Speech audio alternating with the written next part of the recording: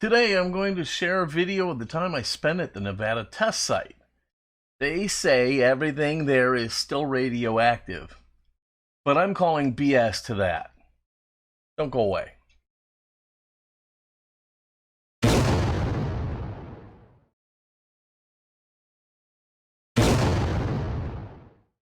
Hello everyone and welcome to Fat Guy Productions. I am Paul, coming to you as always from beautiful Las Vegas, Nevada. And no, we really aren't going to the test site. And no, I really haven't grown a third eye.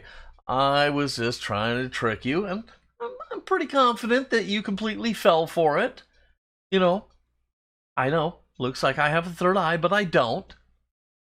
No, today it's time for another Fun Time Favorites, and I'm going to be sharing with you one of my all-time favorite vintage toys, the Thingmaker Fright Factory. Now, the Thingmaker Fright Factory came as both a standalone set that featured fun monster stuff, or if you already had a set, let's say the Creepy Crawler set, you could buy the Thingmaker Fright Factory as a maker's pack to add to your existing set.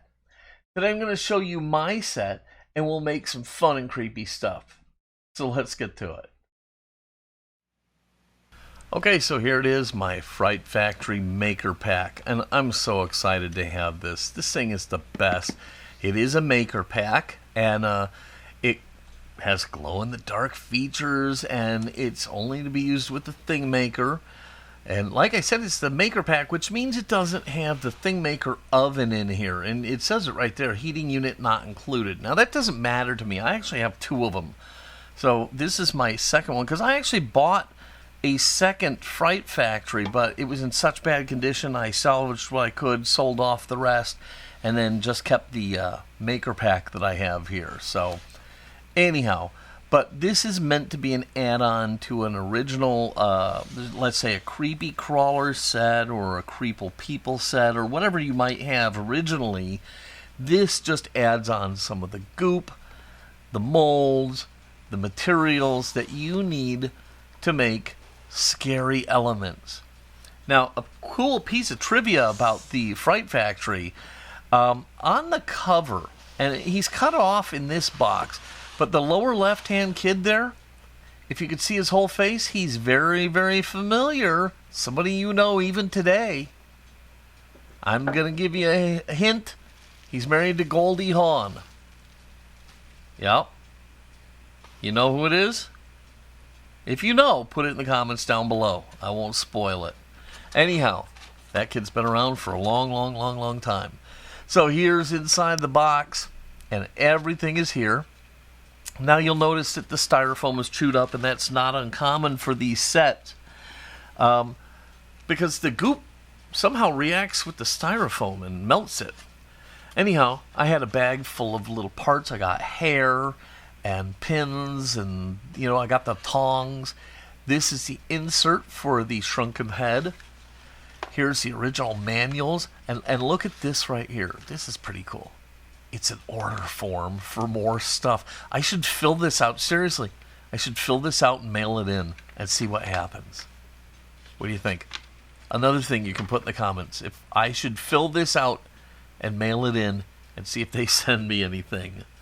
That could be fun. They might get a kick out of it. Who knows? And who knows? Maybe they have some new old stock there and they would send me something. I don't know. So anyhow, it's cool to have this stuff. And surprisingly, the little booklet on how to work all this stuff is going to teach me things I didn't know. Because as a kid, you just start shooting goop all over the molds. You shove them in the oven, and, it's a crapshoot on what happens. But this actually tells you how to make some of the stuff and make it right. Like how to use the little bite tabs for like the lips and how to mold those into your things. I never did that. And so it's pretty neat to see these instructions and the old graphics and everything like that.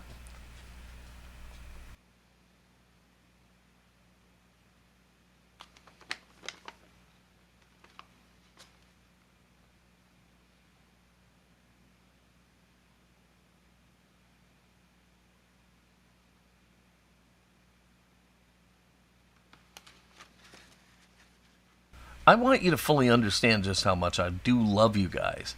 I've had this for a while, and I have not touched it because I wanted to do it on camera for you. So I was sacrificing an awful lot to make sure that I could bring this to you as a fun time favorite.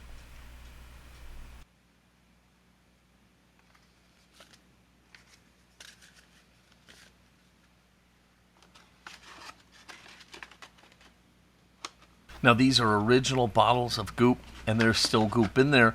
And to my understanding, old goop doesn't go bad. All you got to do is shake it and mix it really well, and you can still use it. But I will not be doing that. I'll be using some of the goop that guy in Phoenix makes. But here's some molds. Here's the great eye that you've already seen in a part of a bracelet. Here's the renowned Shrunken Head. Everybody knows about the Shrunken Head, and we're going to make one of those. So, man, the Shrunken Head, always a crowd pleaser, right?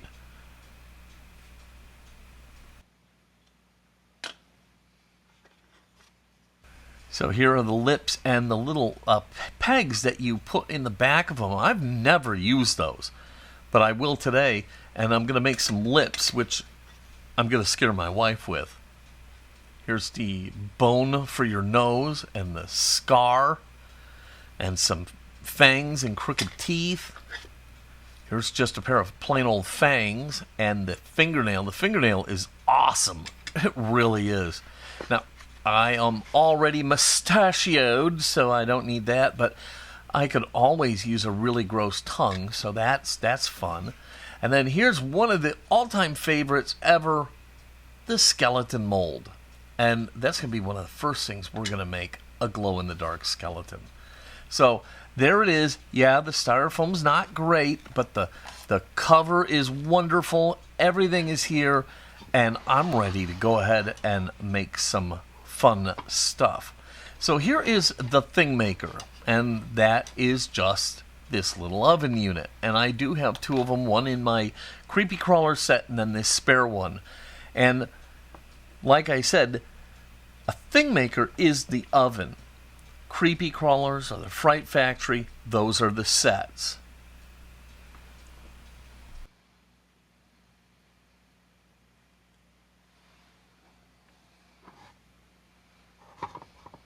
So I don't know how hot this thing gets. I don't want to take a chance. So it's sitting up on a piece of oak here. I've got out some of my goop. I'm going to need green. Now you see it separates, right? So you do need to shake these really well. I've got some black and red. This is the glow-in-the-dark one.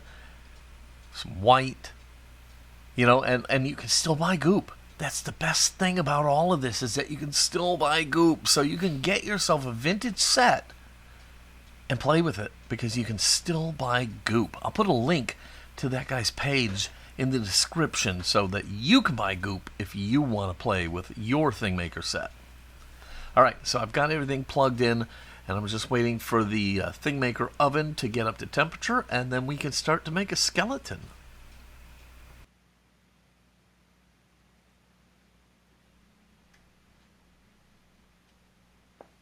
Now, on a side note, I do have the little cooling trays, but I don't want to damage them, so I won't use them anymore. Instead, I'm just using this little Tupperware thing here, and I filled it with water. And also, we're going to take a quick starting temperature of the oven, make sure that it looks like it's working. So you see, ambient temperature is about 75, and then we can go ahead and aim it at my little oven here, and we're already at 250s. So it doesn't take long for this thing to get hot. And yes, it does reach temperatures up in the 400s. So you can understand, even if you don't approve, you can understand why they had to take this off the market. But it really is a shame, the stuff our kids don't get to enjoy, because we can't be good enough parents to monitor them and supervise them and keep them safe. So it's a little sad. Anyhow, I'm going to use the glow-in-the-dark stuff, and I'm going to start filling my skeleton mold here. And what I'm doing is I'm going to fill all the deepest spots and let it just kind of self-level through all the real thin spots. And if I've got a spot like the hoop at the top of the head or something there where the goop isn't flowing, I can help it along with a toothpick or a scraper of some kind. So I'm just getting this all filled up with all the glow-in-the-dark stuff. And then I'm going to kind of just nurse it along, make sure everything is filled up. And as long as I'm cooking this, I'm going to fill the little ankle ball and chain thing. Again, I'm going to start at the deep spots and then just kind of add a little bit of goop as we go. And it's looking pretty good, and it's ready for the oven.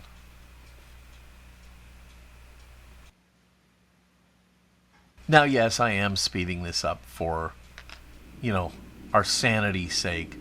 And the first batch of skeleton parts was cured. I've taken them out, cooled them, pulled them out of the mold.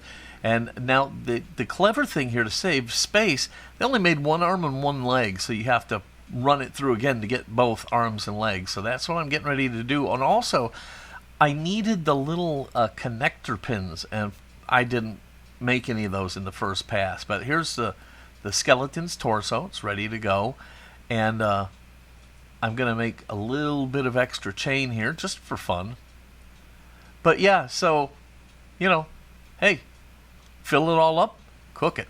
So it is sped up, and we've got the mold back in the oven, and you can see the Plastigoop changing color.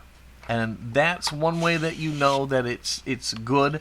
And the other way is it goes from glossy to like a dull-looking finish. And then you just kind of pick up an end with something pointy, and then carefully pull it out of the mold. Get this leg out. And now the arm. And you want to be relatively careful, but this stuff is pretty strong. Now, I don't remember having to do this, but with the skeleton, you actually have to put them together with these little pins that you mold, and it's really, really hard.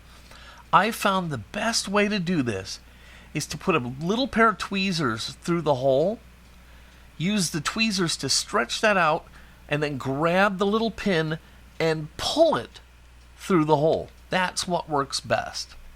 Anyhow, so now we're going to work on an eyeball, and I've put a little black down in the bottom of the mold in the pupil area. I'm just going to partially cure that a little bit. Then I'll cool the bottom of the mold off, and I can put the green in. And you can actually watch the green change colors here in the sped up shot. But when I'm cooling it off in between colors, what I'm doing is I'm just kind of putting the bottom in. I don't want water to get up in the mold. So the green is pretty much solidified. Now I'm adding the white in. And I'll tell you, the eyeball's pretty hard to make. I burnt two of them trying to get it to cure all the way through. And even the third one that comes out great, it didn't cure all the way through. So what I did is after I was done and got it out of the mold, I laid it on an empty mold upside down so it would cure the center back part that didn't cure very well. And that worked out really, really great. So anyhow, the eyeball's done, and we'll just go ahead and kind of pick it out of the mold. And look how great that looks. My eye color. And if you've got really great skills, you can use some red and put some bloodshot streaks in there and stuff. Anything that you can think of. So now we're going to go ahead and make the Shrunken Head. Everybody loves the Shrunken Head.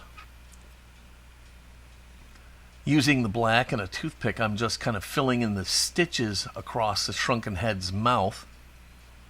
And then once I've got that done, I'm going to actually kind of use the bottle and paint in the hair a little bit. Okay? Real thin layer, because it's just going to run around. And then I'm going to partially cook it. Now that it's partially cooked, I got a little bit of spillover. I'm going to carve that out of there, and I can put the insert in and start filling this with flesh-colored goop.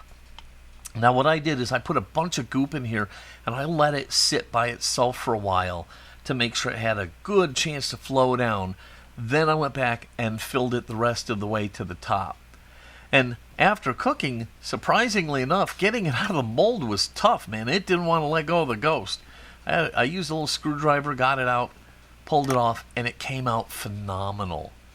Now, my kit did have some original hair. I got two pieces. I'm going to use one of them here.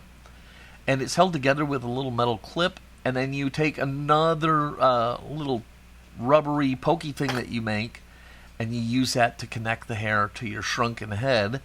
And You see there laying right there on my mat, I've got a nose bone. What's a shrunken head without a nose bone? So anyhow, the hair is really curvy. I tuck it out of the way, put the nose bone in, and there's my shrunken head. So cool. So here's a couple other things I made. I made a gross tongue my wife hates. I filled in the stitches with black and the warts with some flesh color. And she hates that thing. I love it. I think it's fantastic. And then here we have a pair of the lips that I told you about. She hates these things. And see how I got the pegs sticking out so I can hold them with my teeth and keep the lips on? And again, I used the flesh for the warts and stuff, and then the red, and it came out great. So anyhow, here's some of the stuff I made. There's the shrunken head.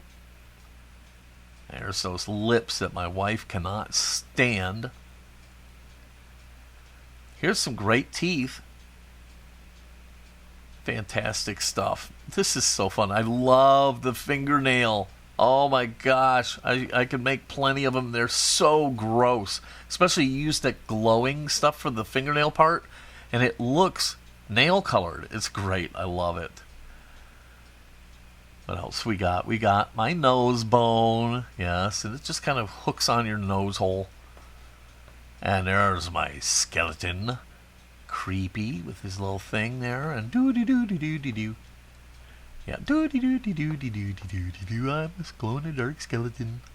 And then, of course, the eyeball. I'm so excited about how that came out. It's beautiful. And you can wear it like a monocle, or what I'm going to do is I'm going to take out this stretchy jewelry cord, and I'm going to tie some of that to my eyeball so that I can wear it on my forehead. After I finished making this thing, I wore it literally the rest of the day. I asked my wife if I could wear it out when we went grocery shopping, and she said, no, please don't.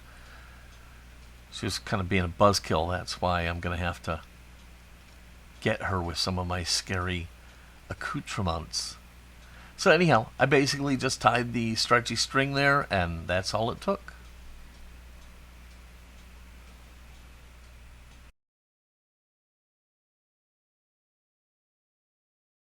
Well, there you have it, my Fright Factory set for my thing maker. Let me get these out of here. Okay. Oh my gosh. It might be actually one of the funnest videos I've ever made. I loved every second of it, and man, did it bring back some fantastic memories. I hope you loved this video, and if so, please give it a big thumbs up, click subscribe, and don't forget to click the notification bell so you never miss one of my fun time favorite videos. If you have any questions or comments, please leave them down below. I love to hear from you guys, and I'd especially love to hear about your memories of Thingmaker sets. So, that will do it for today. It's time for me to go scare my wife. Oh man, she's going to be mad at me. Anyhow, you don't realize that we are making memories. We just know that we're having fun. Until next time, this is Paul from Fat Guy Productions saying, be good.